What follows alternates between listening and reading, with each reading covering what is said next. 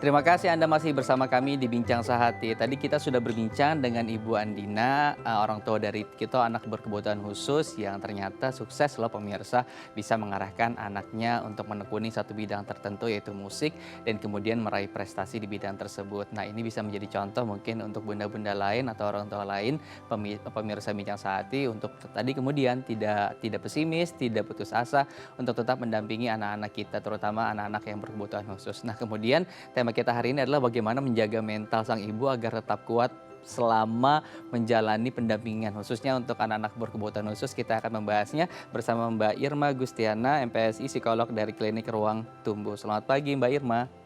Selamat pagi, Mas Imam. Baik, Mbak Irma, boleh cerita Mhm. sedikit mengapa kemudian orang tua kita atau ibu-ibu kita, bunda-bunda kita selama mendampingi anak-anak mereka, terutama anak-anak kebutuhan khusus, ini harus memiliki kesabaran ekstra, Mbak? Oke, jadi Mas Imam seperti kita tahu ya, kalau seorang ibu atau seorang tua gitu ya mendapatkan titipan amanah anak ABK, pastinya akan banyak sekali challenge ya, tantangan yang mungkin akan dihadapi. Maka kenapa seorang ibu yang memang diamanahkan anak-anak ABK memang perlu sekali memperkuat dirinya sendiri, terutama juga membutuhkan support system, artinya dari pasangan dan keluarga gitu, agar mereka sendiri juga bisa membimbing, mengasihi ya, mengarahkan seperti tadi apa yang sudah disampaikan Ibu Andina dan kepada putranya Tito, Hmm. begitu. Oke, jadi kesabaran sebetulnya menjadi kunci utama ya untuk kemudian kita bisa memberikan stimulus-stimulus lanjutan karena ketika tadi kita secara emosional tidak sabar, akhirnya apa yang ingin kita sampaikan, stimulus yang ingin kita berikan kepada anak-anak ABK kita itu tidak bisa tersampaikan. Kemudian bagaimana menjaga agar kesabaran ini tetap stabil, Mbak Irma? Nah itu dia, orang tua atau ibu dengan anak yang, tidak ABK saja pasti challenge-nya banyak ya Mas Imam. Nah ini apalagi diberikan amanah yang sangat-sangat luar biasa sekali untuk membimbing dan mengarahkan. Jadi, kesabaran itu tidak serta-merta, terbentuk begitu saja. Pastinya ada pengalaman-pengalaman personal ya yang dialami seorang ibu ketika pertama kali mengetahui bahwa anaknya adalah anak ABK. Nah kesabaran ini tumbuh juga sebetulnya dari insting natural kita sebagai seorang ibu. Jadi bagaimana mereka menerima, kemudian melihat kondisi, namun kemudian cepat untuk bisa bertindak nih, apa yang harus saya lakukan. Jadi tidak hanya apa ya namanya mengasihani diri sendiri atau anak gitu ya. Jadi cepat kemudian bangkit dan memberikan intervensi Hmm. gitu yang tepat bagi tumbuh kembang anak ABK-nya begitu. Oke, baik. Untuk Hmm. kesehatan mental sang ibu sendiri, apakah cukup dengan menjaga kesehatan emosional dari sisi kesabaran tadi, atau ada Mm-mm. instrumen lain yang kemudian harus menjadi perhatian bunda-bunda kita selama mereka memberikan pendampingan atau pendidikan kepada anak-anak ABK? Mhm. Jadi pada intinya kalau kita bicara masalah kesehatan mental Hmm. ibu nih Mas Imam, ini kan banyak sekali aspek yang dibutuhkan seorang ibu. Artinya dari dalam dirinya sendiri mereka punya welas asih. Welas Hmm. asih ini artinya kepada dirinya dan tentu kepada anak. Lalu kemudian yang dibutuhkan juga instrumen lain itu sebetulnya adalah support system sih. Jadi seorang ibu itu tidak akan bisa istilah gini, memang kita multitasking, kita bisa melakukan beragam peran, tapi kita tidak bisa sendiri juga Mas Imam. Kita pasti butuh orang lain dalam hal Hmm. ini. Jadi untuk bisa membuat kita bercerita ya, terus kemudian berbagi, entah mungkin ikut komunitas, bercerita dengan pasangan dan keluarga, ini sebetulnya instrumen yang juga dibutuhkan seorang ibu. Lalu kemudian seorang ibu dengan anak ABK tentunya juga membutuhkan yang namanya penguatan ya Hmm. dari sisi dirinya sendiri. Nah, Hmm. kalau saya sih lebih juga mengarahkan kepada para ibu ya dari sisi spiritual juga Hmm. Mas Imam gitu. Itu menjadi hal yang Hmm. sangat penting sekali. Artinya seorang ibu tidak akan mungkin diamanahkan seorang anak ABK jika memang Tuhan itu Hmm. tidak memberikan kekuatan kepada Hmm. mereka. Jadi itu sebetulnya adalah fondasi yang cukup kuat bagi mereka. Begitu Mas Imam. Oke, jadi spiritual dan juga lingkungan tadi harus Betul. menjadi instrumen yang diselipkan. Tidak hanya Ya. sabar secara emosional, tapi bagaimana Mhm. lingkungan tadi membantu dan kemudian cara kita memandang anugerah yang diberikan oleh Tuhan ya, begitu ya. Oke, untuk Betul saya mau Mas fokus Imam. ke lingkungan. Nah, sebetulnya Mhm. dari sisi lingkungan siapa saja sih yang banyak berperan untuk membantu kita sebagai orang tua mendidik anak-anak berkebutuhan khusus? Mhm. Ya, yang pasti yang pertama kan, tentu, bila ada pasangan berarti pasangan kita, kemudian keluarga besar itu menjadi penting. Lalu kemudian kita melebar kepada lingkungan seperti sekolah ya, anak-anak seperti ini kan tentu harus mendapatkan kesetaraan dalam, pendidikan. Pastinya guru, kemudian terapis ya, profesional lain yang memang bisa diajak bekerja sama untuk membantu ibu dan juga keluarganya, membimbing, mengasah, kemudian menstimulasi dan mengarahkan anak-anak ABK ini agar mereka tumbuh kembang seperti tadi nih yang tadi Mas Imam sudah sampaikan dengan fakta-fakta di awal agar mereka tetap bisa berprestasi, agar mereka tetap bisa menyesuaikan diri dengan lingkungan. Nah, itu adalah komponen-komponen penting yang Hmm. memang bisa menjadi support system ibu dalam mengasuh dan membimbing anak-anak ABK-nya. Gitu Oke. Mas Imam. Jadi support sistemnya sebetulnya luas, tidak hanya di internal, tapi dari Betul, eksternal keluarga pun betul. sebetulnya bisa menjadi part of tadi ya, Ya, ekosistem untuk lingkungan support betul, positifnya anak-anak ABK kita. Oke, kemudian betul. untuk kita nih yang di internal katakan pasangan sebagai suami, terus Mhm, kemudian juga orang mhm, tua yang memiliki cucu mungkin yang ABK, bagaimana kemudian mhm, kita memberikan stimulus kesabaran gitu atau memberikan penghiburan, pesan positif mhm. kepada sang ibu agar mereka tetap bisa bertahan. Apa kalimat-kalimat positif yang bisa kita berikan atau baik itu misalnya verbal ataupun nonverbal? Mhm. Pertama yang pasti ibu itu butuh untuk didengarkan sih gitu ya. Oke, Pastinya teman kan bicara mereka ya, punya teman curhat. ya betul. Jadi kalau misalnya kita adalah pasangannya atau keluarganya, kita benar-benar harus bisa mindful listening sih sebenarnya Mas Mmm, Imam. Kita benar-benar menyimak apa sebetulnya yang dirasakan oleh ibu ya, terutama mereka memang yang berat ya mengasuh anak-anak ABK. Challenge-nya pasti luar biasa. Lalu kemudian juga kita belajar untuk tidak judgmental ya. ya. Jadi maksudnya memberikan kalimat menegasikan apa yang sebetulnya sedang dia lakukan. Nah, itu juga meruntuhkan apa ya, kekuatan seorang ibu begitu. Mhm, Lalu kemudian kita mendorong mereka dengan kalimat-kalimat afirmatif nih, mmm, Mas Imam. Jadi misalnya gini, Mama luar biasa sekali mmm, selama ini sudah mendukung, membimbing gitu ya. Itu adalah kalimat mmm, penguatan. Jadi it's okay kalau Mama misalnya sekarang capek, lelah, itu adalah kalimat-kalimat yang membuat apa ya, ibu tuh merasa mmm. dimanusiakan gitu Mas Imam gitu ya. Dan kemudian ya kita bisa selebrasi lah ya gitu di keluarga. Artinya mungkin di momen spesial seperti Hari Ibu ini kita melakukan perayaan kecil mungkin di rumah, makan bersama. Itu sebetulnya juga sudah membuat seorang ibu Mmm. merasa happy gitu menjalankan rutinitasnya sebagai seorang ibu, baik ibu yang memang anak yang reguler atau mungkin anak-anak yang ABK terutama. Begitu Mas Imam. Oke, jadi afirmasi positif diberikan tadi ya Mhm, kepada sang ibu atau bunda, terus kemudian tadi menjadi teman bicara atau teman curhat untuk sang mhm, ibu. Sekalipun mungkin kita tidak bisa memberikan respon, tapi setidaknya betul. ketika si ibu sudah memiliki teman bicara yang dekat dengan dia, bahkan di rumah tidak harus keluar rumah, ini menjadi satu pengobatan juga ya untuk sang ibu supaya Betul. tadi mentalnya juga bisa terasa. Nah, kemudian untuk kita yang menjadi teman bicara atau teman-teman dengar dari sang ibu Mhm, tadi, respon apa sih sebetulnya yang bisa kita berikan? Khawatir mhm, nanti ketika kita memberikan tanggapan ataupun memberikan nasehat begitu akan salah. Apakah mhm. perlu sampai memberikan nasehat atau hanya cukup ya sudah kita mendengarkan saja dan mengangguk-angguk saja? Ya, jadi kan ada kalimat verbal sama nonverbal Hmm, gitu ya. Jadi kalau misalnya nonverbal tentunya ketika pasangan kita atau misalnya istri kita gitu ya, sedang mengajak ibu nih, ibu lagi ngobrol dengan kita gitu ya. Jadi, ya kita memasang wajah ya, menyetel wajah kita benar-benar terlihat antusias untuk mendengarkan. Ya, jadi nggak sibuklah dengan yang namanya gadget atau hmm, misalnya mikirin yang hal lain. Jadi betul-betul kalau bisa pasangannya harus mindful, artinya berkesadaran menyimak apa yang sebetulnya disampaikan. Itu saja sudah memberikan kekuatan atau power kepada seorang ibu. hmm, Artinya perasaannya bisa diterima gitu. Lalu kemudian yang kedua ya kalau misalnya kita bisa melakukan yang namanya sentuhan ya, mungkin kita bisa pegang pundak pasangan hmm. kita ya, itu sebetulnya juga sudah menjadi penguatan. Lalu kemudian kita offering bantuan gitu karena belum tentu seorang ibu membutuhkan itu gitu, dia mungkin cuma pengen curhat ya Mas Imam Hmm, ya, hmm, tapi mungkin dengan kita menawarkan kira-kira apa yang bisa saya bantu untuk hmm. meringankan. Nah, dengan memberikan offering seorang ibu merasa bahwa peristiwanya atau kisahnya atau pengalamannya ini kok disimak Hmm, gitu. hmm. Dan kemudian ada orang lain atau pasangan saya atau keluarga yang mau memberikan bantuan. Nah, itu sebetulnya juga sudah penguatan. Dan kalau memang seorang ibu merasa butuh diberikan masukan, dia pasti akan minta begitu. Jadi itu yang paling penting sekali untuk pasangan atau keluarga Baik. pahami dari kondisi mental seorang ibu Oke, begitu. tadi ya harus fokus sebagai teman dengar, terus kemudian Mhm, ketika bisa memberikan respon, respon itu tidak selalu harus dalam bentuk kalimat atau kata-kata, yes. tetapi tadi bisa melalui sentuhan seperti itu ya. Terus kemudian juga Mhm, ketika memang si ibu tidak memerlukan pendapat dari kita, lebih baik kita jangan memberikan pendapat apapun karena mungkin saja nanti itu akan menyinggung perasaan sang ibu tadi gitu ya. Oke, baik.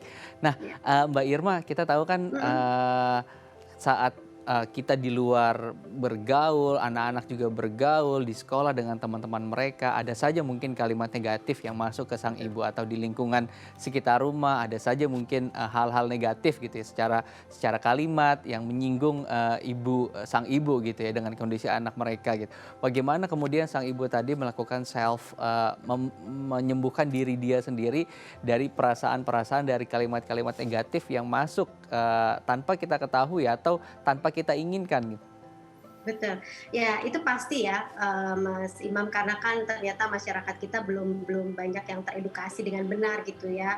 Jadi, artinya yang paling mungkin bisa dilakukan seorang ibu itu adalah mengontrol apa yang bisa dikontrol. Omongan orang lain kita nggak bisa kontrol, Mas Imam, gitu. Apa yang terjadi di luar sana kadang-kadang kita nggak bisa kontrol. Maka belajarlah untuk bisa, mengontrol diri sendiri, mengontrol emosi sendiri. Jadi, kita tuh sebenarnya punya yang namanya, apa namanya, button gitu ya, button itu, tombol itu kita bisa tahu kapan kita mesti on, kapan Mmm, off. Jadi ketika kita mmm, mendengarkan kalimat-kalimat negatif, stigma negatif di luar sana mengenai anak-anak ABK, kita punya kewenangan, kita punya kemampuan untuk mau mendengarkan itu atau kita mau mengabaikan aja gitu ya, kan. Jadi kalau misalnya semua kita dengarkan, pastinya kita nanti jadi ibu yang overthinking. mmm. Ketika kita overthinking, kita nggak punya power lagi atau energi positif untuk mengasuh anak-anak kita yang sebetulnya membutuhkan ibu yang positif gitu. Jadi yang paling penting adalah tidak usah memikirkan apa yang dipikirkan orang lain, terutama bila itu adalah pernyataan-pernyataan Mmm. negatif ya. Jadi itu diabaikan saja, fokus kepada diri sendiri, fokus kepada pengasuhan anak, berkonsultasilah pada mereka yang memiliki kemampuan, kapasitas dan profesional di bidangnya gitu, sehingga membuat ibu merasa lebih punya dukungan Iya. yang luar biasa. Gitu Mas Imam. Oke, jadi semua keputusan ada di kita, tombolnya ada di kita mau mendengarkan Betul, atau tidak. Kalau betul. misal merasa diri kita tidak, cukup baik untuk melakukan self Mhm, healing, jangan mhm, memasukkan, kalimat atau stigma negatif dari orang lain ke dalam, telinga betul, kita gitu ya. Oke, baik. Mbak Irma, betul. nanti, di Mhm, segmen berikutnya kita akan berbincang bagaimana kemudian, seorang ibu ini bisa melakukan terapi-terapi apa saja yang bisa ya, mereka lakukan ketika tadi, mereka sudah merasa ada masalah secara kejiwaan nih, secara mental dalam mengurus anak-anak ABK. Nanti kita bahas ya Mbak Irma ya. oke. Oke, untuk Anda pemirsa yang ingin bergabung bersama kami di tema interaktif kami bisa menghubungi nomor kami di 021 290 32644 atau bisa melalui DM kami di @Instagram kami di @bincangsaat.tv.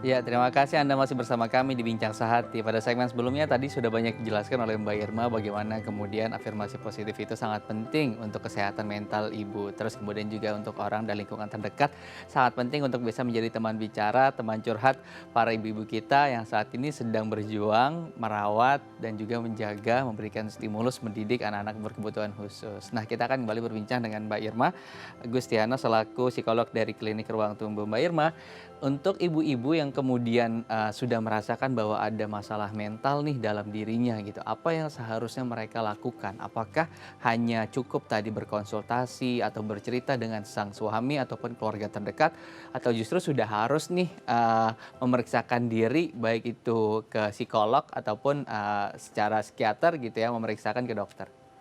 Oke, jadi, kalau tadi yang saya sampaikan itu adalah, apa namanya, hal-hal mendasar ya Mas Hmm. Imam yang bisa kita lakukan gitu sebagai seorang ibu ketika kita merasakan hal-hal ada yang tidak nyaman ya dalam, diri kita atau dalam, fungsi kita sebagai seorang ibu. Tapi memang, sangat disarankan juga ketika seorang ibu tuh sudah burnout sekali, lelah banget secara fisik dan mental sampai membuat mereka menjadi, tidak mampu lagi untuk bisa mengurus, membimbing, kemudian tensionnya semakin besar, pasti sangat disarankan sekali untuk melakukan pemulihan secara psikologis, dengan melakukan konsultasi, bersama profesional ya, baik itu misalnya memang psikolog ataupun dengan psikiater. Nah, jadi ada beberapa juga, ibu yang memang membutuhkan bantuan medikasi karena memang sudah menjadi insomnia ya, Hmm. terus kemudian nafsu makan berkurang, kemudian depresif dan lain Hmm. sebagainya. Nah, ini memang perlu dibantu secara profesional. Tapi untuk sehari-hari sebetulnya dengan meluangkan waktu saja untuk diri sendiri sekitar 15 menit sampai 30 menit untuk melakukan apa yang sebetulnya ibu rasakan menyenangkan untuk dirinya sendiri, itu juga sudah cukup mengobati. Lalu juga melakukan teknik-teknik sederhana gitu ya, seperti teknik pernafasan Hmm. untuk bisa membantu ibu ketika dalam keadaan cemas. Nah, itu juga bisa dilakukan sebagai cara-cara praktis yang bisa dilakukan Hmm. ketika tidak nyaman. Begitu Mas Imam. Oke, jadi ada rehat dan tadi ketika sudah merasakan Mhm, beberapa masalah fisik bisa langsung mhm, konsultasi secara medis. Nah, kemudian selain betul. tadi beberapa contoh ciri-ciri begitu ya secara fisik yang sudah bisa terlihat begitu. Nah, bagaimana kemudian ciri-ciri secara psikologis yang bisa menjadi indikator nih sang ibu bahwa oh ternyata saya tidak bisa nih self healing gitu. Saya harus segera Mhm. datang ke psikolog. Mhm, ya beberapa tanda yang bisa saja, ibu-ibu untuk perhatikan, pertama, merasa lelah yang sangat berkepanjangan, Hmm. terus kemudian yang kedua sedih ya tanpa sebab ya, lalu kemudian, sulit tidur, kemudian juga makan yang terganggu, nafsu makan berkurang atau overeating, kemudian juga, overthinking berlebihan karena Hmm. Hmm. khawatir terhadap kondisi anak dan keluarga dan juga diri sendiri, lalu kemudian juga yang terkait dengan emosi atau suasana hati yang berubah cukup drastis, karena kalau kita bicara mood ini bisa seharian atau bisa seminggu. Nah, ini juga perlu untuk diperhatikan seorang ibu. Lalu sampai tahap yang memang akhirnya terjadi fungsi komunikasi yang terganggu antara anggota keluarga lain dengan Hmm. ibu. Nah, ini sebetulnya perlu untuk dicek ya gejalanya, dan kemudian nanti bisa melakukan yang namanya proses tahapan lanjutannya, kepada tadi konsultasi dengan ahlinya. Itu yang paling penting sih, Mas Imam. Oke, baik. Mbak Mhm, Irma, secara spesifik kan kita tahu karakteristik manusia berbeda. Untuk ibu atau pasti. bunda juga karakteristiknya berbeda. Tergantung Ya, bagaimana pengasuhan sebelumnya ataupun bagaimana betul. lingkungannya. Ada beberapa bunda yang mungkin memiliki rasa panik yang berlebih, terus kemudian Mhm, juga memiliki rasa marah yang sangat mudah gitu, temperamen gitu. Apakah mhm. untuk kasus yang seperti ini disarankan boleh gitu ya untuk melakukan pendidikan, memberikan pendidikan pendampingan kepada anak-anak ABK secara sendiri atau justru disarankan untuk tadi masukkan saja misalnya ke sekolah atau diberikan pendampingan secara khusus gitu di sekitar sang bunda? Mhm.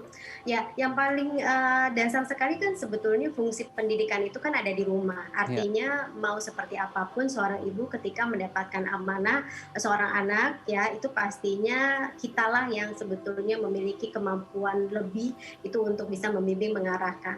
Namun di sisi lain kita pastinya juga butuh, stakeholder lain untuk bisa membantu kita dalam proses tumbuh kembang anak.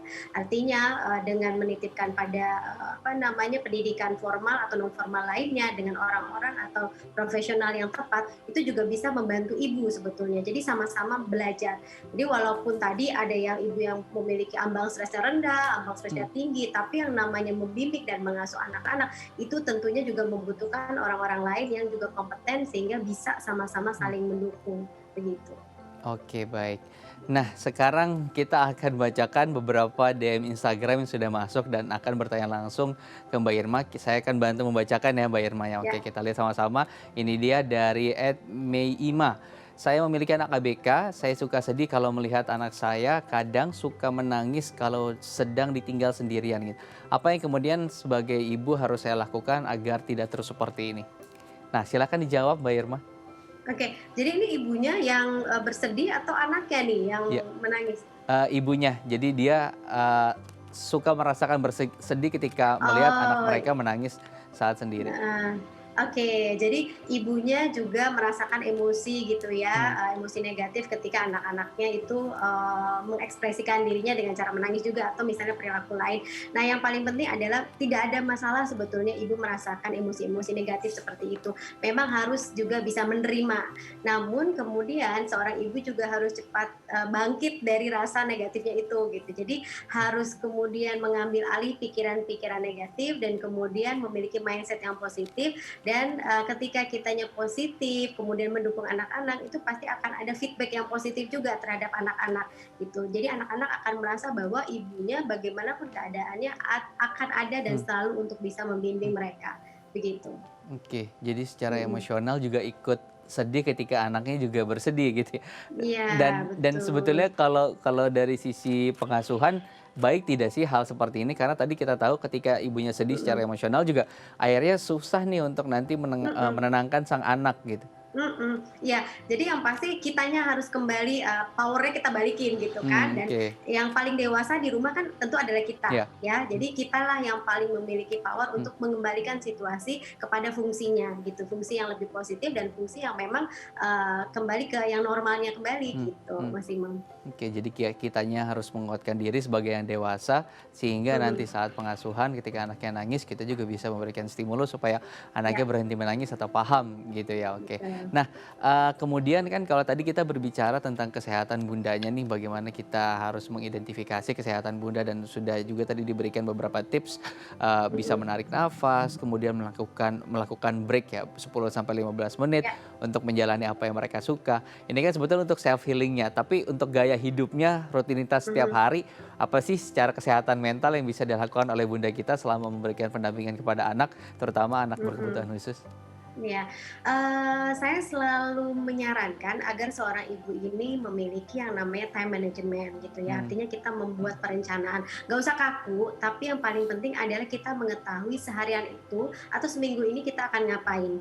Nah, seringkali orang tua atau ibu kewalahan karena di dalam pikirannya itu banyak hal iya, yang ingin dikerjakan. mhm, mhm, Nah, mhm, jadi ketika diurai dalam bentuk yang namanya time management, kemudian kita lihat secara visual seperti apa, kita jadi bisa mengukur-ngukur dan di mhm, situ kita selipkan juga yang namanya waktu berkualitas untuk diri sendiri gitu. Jadi tetap harus memiliki me time itu harus banget deh Mas mhm, Imam gitu mhm. karena seorang ibu pastinya butuh rehat. Kita perlu recharge ya, itu yang paling penting. Jadi time management itu menjadi hal yang sangat penting. Kemudian yang kedua juga masukkan juga unsur di mana ada hobi atau kegemaran yang bisa kita lakukan sebagai bentuk relaksasi. Nah, tapi gimana dong anak saya nanti nggak keurus? Lakukan kegiatan relaksasi yang bisa dilakukan bersama anaknya gitu. Jadi kita menambah keterampilan baru, tapi bonding kita dengan anak-anak kita juga bisa meningkat begitu Mas Imam. Jadi, melakukan aktivitas bersama yang Iya, akhirnya juga tadi, win-win ya, anaknya juga betul. terurus, terus kemudian juga bundanya secara kesehatan mentalnya juga bisa terobati. Dan tadi ya time Iya, management gitu, terkadang kita betul. tidak membuat itu, akhirnya kita suka, wah panik sendiri, banyak Iya, dipikirkan, urusan A belum selesai, urusan B masih menunggu gitu ya. Oke baik. iya. Nah, eee, kemudian tadi kan di kesehatan mental ibu, bagaimana untuk kita mengidentifikasi kesehatan mental si anak? Karena kan anak berkebutuhan khusus juga memiliki emosional yang berbeda gitu. Bagaimana Mhm. kemudian kita tahu bahwa ini adalah waktu yang tepat untuk sang bunda memberikan, afirmasi atau pesan positif kepada anak tersebut gitu, dan kapan sebetulnya waktu yang tepat untuk tadi gitu, oh tidak tidak berbicara dulu deh dengan anak sementara gitu. Mhm, mhm. Ya, yang pasti, kita ketahui kan anak-anak ABK ini mereka kan memiliki keterbatasan ya Mmm, dalam beberapa aspek gitu, sehingga memang tumbuh kembangnya, tidak sama dengan anak-anak pada umumnya. mhm, Nah, kemudian, mereka sangat berpotensi sekali memang mengalami masalah-masalah yang terkait dengan sosial emosional iya, terutama. Nah, ketika memang anak kita ketahui, menjadi cranky, tantrum, dan lain sebagainya, balik lagi memang kitanya sebagai pendampingnya mmm, itu harus mmm, bisa memberikan power yang positif. mmm, Jadi Jadi menerima aja dulu keadaan itu, kemudian kita cari tahu apa sebetulnya permasalahan yang sedang dia alami dan rasakan. Beberapa anak ABK tidak bisa menyampaikan dengan verbal, ya tentu secara fisik ya perlu kita bantu. Misalnya kita bisa peluk, kemudian kita memperlihatkan wajah Hmm. yang happy, bisa mengalihkan itu pada hal-hal lain yang menyenangkan gitu.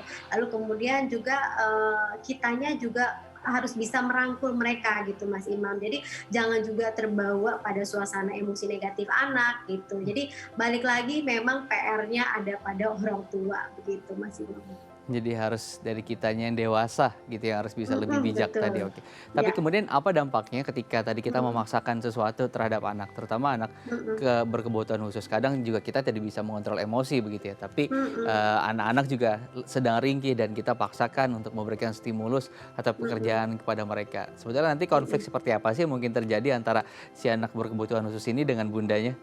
Mhm. Yang pasti pertama, masalah emosinya bisa lebih berat ya gitu, Hmm, karena kan, mereka sudah berpotensi lalu kemudian kitanya sebagai ibu atau orang tua tidak bisa, menjadi iya, partner gitu iya, ya, memahami tumbuh kembang mereka, ya sudah otomatis secara emosional mereka pun bisa menjadi lebih negatif dan ini juga berpengaruh pada tumbuh kembang mereka juga gitu kan. hmm, Artinya hmm, hmm. stimulus yang kita berikan karena kita mencoba untuk memberikannya dengan cara-cara yang negatif dan lain sebagainya, ya pasti tidak bisa diterima optimal juga sama Iya, anak-anak iya. gitu. Jadi yang paling utama balik lagi bagaimana kitanya sebagai seorang ibu bisa memahami kondisi atau situasi yang terjadi pada Hmm. saat itu. Gitu. Oke, dan itu tadi ya, sebisa mungkin tadi menghindari konflik ketika kita paksakan, Betul. pasti akan menjadi konflik dan anak-anak mungkin akan berpikir negatif terhadap kita sebagai Mhm, orang tua, begitu ya. Oke, baik. Mbak betul. Irma, nanti kita akan bahas lagi gitu seputar bagaimana menjaga kesehatan mental anak-anak. Kita harus jeda dulu ya Mbak Irma ya. Oke, dan untuk Anda pemirsa Baik. jangan kemana-mana, tetap bersama kami di Bincang Sehati.